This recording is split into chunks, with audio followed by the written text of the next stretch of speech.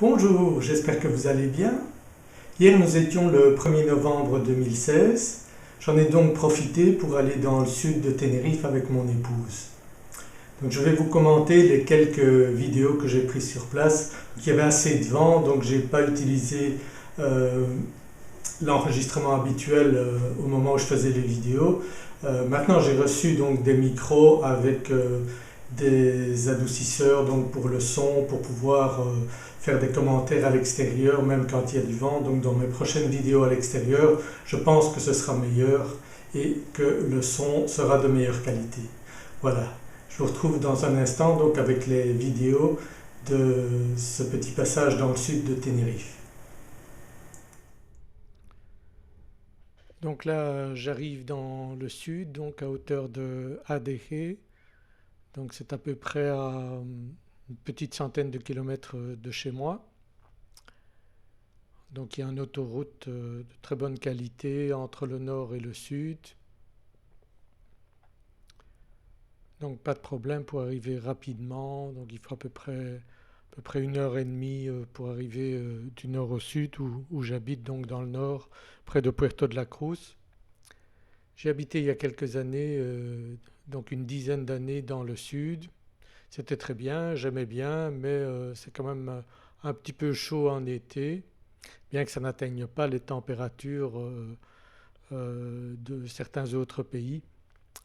Donc hier, 1er novembre, il faisait une température très agréable, comme vous pouvez voir, 26 degrés. Pour un 1er novembre, c'est quand même pas mal, hein. Donc en hiver, on passe vraiment un hiver très agréable ici à Tenerife. C'est la raison pour laquelle les périodes de fin d'année sont vraiment les périodes d'affluence ici à Tenerife, puisqu'on est en Europe. Et donc c'est à 3 heures, 3 heures et demie de route de Paris et Bruxelles. Donc c'est vraiment pas très loin pour avoir du soleil et bénéficier donc de températures agréables. On peut aller sur la plage sans problème en fin d'année.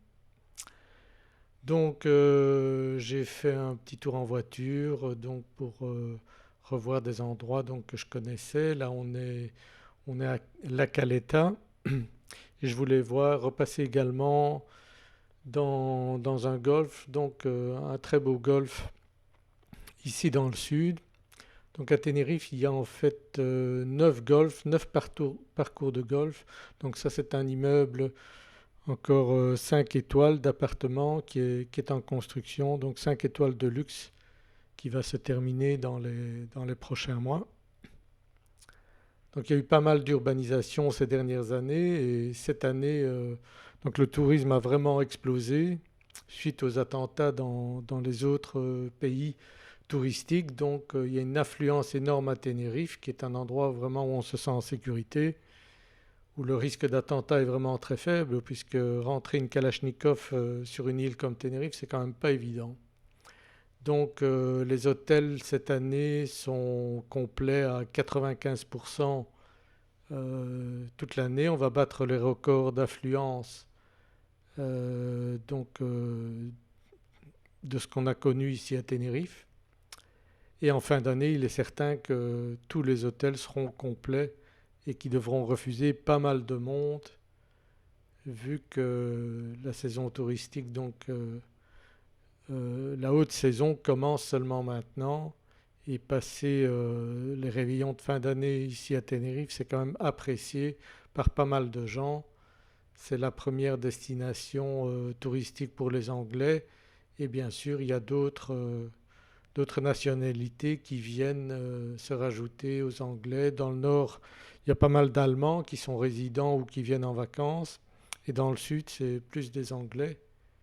Bien sûr, il y a aussi les autres nationalités, les Français, les Belges, les Italiens. Il y a des Russes également qui viennent à Tenerife. Donc c'est vraiment un endroit. Bon, moi je m'y plais puisque j'y suis depuis plus d'une vingtaine d'années avec mon épouse. Donc c'est vraiment un endroit très agréable pour y vivre. On y vit sereinement, la vie est moins chère qu'en France ou qu'à Bruxelles. Et on a le climat qui est un des- d'après beaucoup de personnes donc, qui ont voyagé et qui m'ont dit que selon eux, c'est le meilleur climat du monde. Donc jamais de très haute température en été et en hiver, ce sont vraiment des températures très douces, très agréables. Donc dans le sud, il y a eu pas mal d'urbanisation, des villas assez impressionnantes. Donc vous avez des villas assez modernes qui se sont construites ces dernières années et vraiment des villas de luxe, notamment autour des golfs. Donc vous pouvez trouver des villas vraiment splendides avec des prix qui sont quand même pas mal également. Donc ici c'est un des plus petits golfs de Tenerife, c'est plutôt pour l'apprentissage, c'est un 9 trous, donc le golf Palo Alto. Donc c'est un petit golf mais sympathique, assez familial. Et puis vous avez d'autres parcours de golf qui sont donc des 18 trous, des 27 trous. Donc pour les amateurs de golf, il y a vraiment quoi faire avec 9 parcours de golf sur une île comme Tenerife. Donc à n'importe quel moment de l'année, vous pouvez faire un saut à Tenerife pour vous détendre et jouer au golf si vous aimez ça. Donc comme vous pouvez le voir, l'environnement est assez agréable, des palmiers, donc c'est assez agréable, des belles pelouses. Donc c'est un endroit très sympathique si vous êtes amateur de golf et que vous débutez. Si vous êtes déjà golfeur expérimenté, à ce moment-là, il y a d'autres golfs, donc des golfs plus imposants comme ce 27 trous au golfe de Costa Adeje. Et autour de ce golfe, donc vous avez des villas spectaculaires dont certaines, vous pouvez trouver des villas qui sont en vente. Ça varie entre, j'ai regardé, entre 650 000 et 2 millions et demi, voire plus. Donc vous avez vraiment des villas spectaculaires avec une piscine privée, avec vue sur la mer bien entendu, puisque c'est l'océan Atlantique. Et vous avez bien sûr toujours ce climat extraordinaire, cette végétation également florissante ici à Tenerife. L'avantage, c'est qu'on a un climat très agréable et on n'a pas les tempêtes tropicales comme ce qu'on peut trouver dans d'autres pays.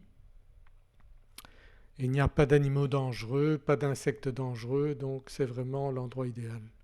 Donc ça, c'est le clubhouse de ce golfe, donc le golfe de Adeje, qui se trouve pas très loin de l'aéroport du sud, donc à une dizaine de kilomètres de l'aéroport. Il y a un autre golfe qui est plus près, c'est le golfe d'El Sur, qui est plus près de l'aéroport, mais celui-ci donc est un 27 trous, donc également dans le sud. Il y a un autre 27 trous pas très loin de là également. Donc vous voyez ici, autour du golfe, c'est une rue où il y a ces villas assez extraordinaires,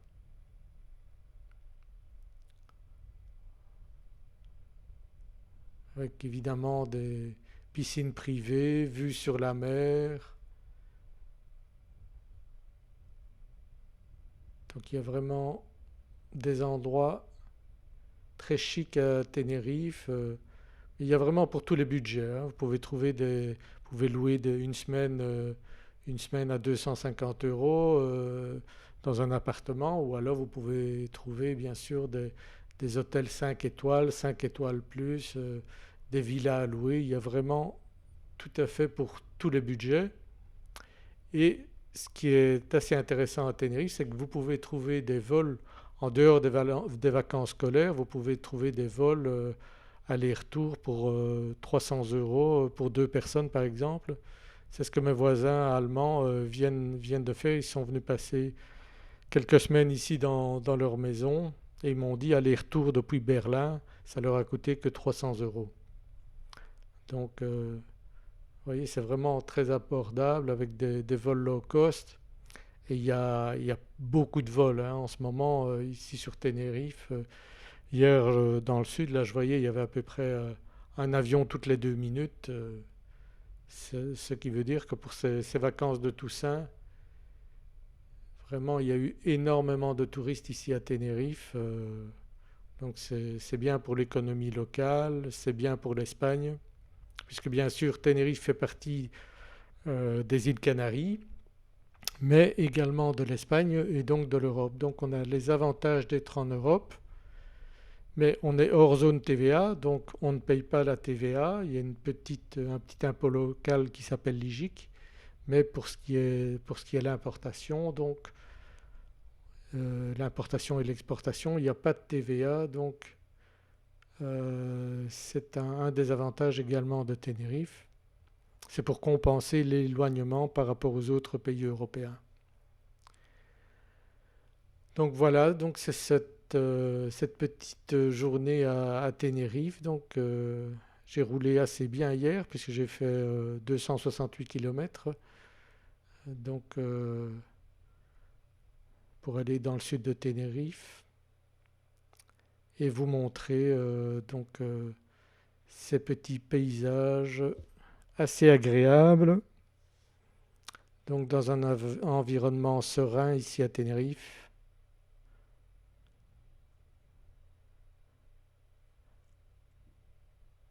Donc avec un climat bien sûr tout à fait, tout à fait exceptionnel. Et je vous invite à venir à Tenerife si vous voulez du soleil, si vous voulez profiter de ce climat et de cet environnement vraiment paradisiaque.